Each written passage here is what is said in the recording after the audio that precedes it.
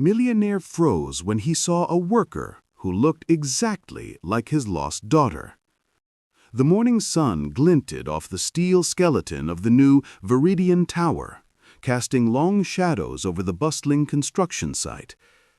Alexander Thorne stood at the edge, impeccably dressed in a charcoal suit that cost more than most workers earned in a year. At 58, he was a titan of industry, ruthless in boardrooms, revered in financial circles, but hollow in private.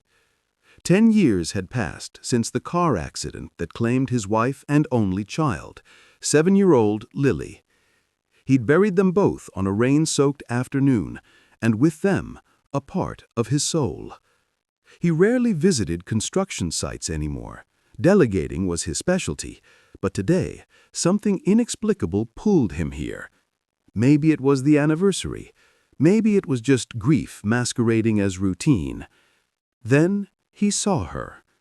She was hauling rebar near the east crane, her face smudged with dust, hair tied back in a messy ponytail. But it wasn't her clothes that stopped Alexander cold. It was her eyes, wide, hazel, framed by lashes that curled just so, and the shape of her nose, the curve of her smile as she laughed at something a coworker said. It was Lily. His breath hitched, the world blurred. For a heartbeat, he was back in the hospital hallway, hearing the doctor say the words he'd never recover from. We did everything we could. He stumbled forward, ignoring his assistant's concerned call. The young woman turned, sensing his stare. Her laughter faded. Confusion flickered across her face, then recognition of his status, not his pain. "Sir, can I help you?" she asked, voice soft but guarded. Alexander couldn't speak. He just stared, trembling. She looked about 17, Lily's age now. Had she lived, the resemblance was uncanny, impossible. Yet here she stood, breathing, real. I'm sorry. You look like someone I lost." Her expression softened. "I'm sorry for your loss, sir." He wanted to ask her name, her story, her parents, but fear coiled in his chest. What if it was just coincidence? What if he opened that wound for nothing? Over the next week, Alexander found excuses to return to the site. He watched her from a distance, her diligence, her kindness to older workers, the way she hummed when she thought no one was listening. The same tune Lily used to sing. One rainy afternoon, he approached her again. She was taking shelter under a tarp, eating a sandwich. "My name is Alexander Thorne," he said quietly.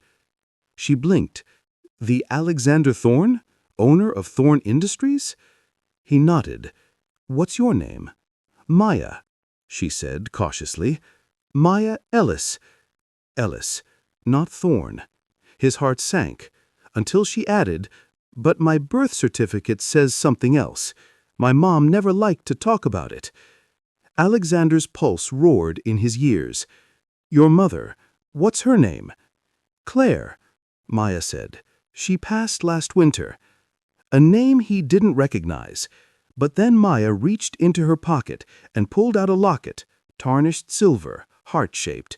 "She gave me this before she died, said it belonged to my real father, that he didn't know I existed." With trembling fingers, Alexander took the locket. He knew it instantly. He'd given it to Lily on her 5th birthday. Engraved inside, "To my forever girl, Daddy." Tears streamed down his face. Where did your mother get this?" Maya hesitated. "She worked as a nurse. Said she was at the hospital the night of the accident. That I wasn't supposed to survive. That they told me both children died, but I was still breathing. Barely. She took me, thinking no one would come for me. That your grief would be too great." Alexander collapsed onto a crate, sobbing.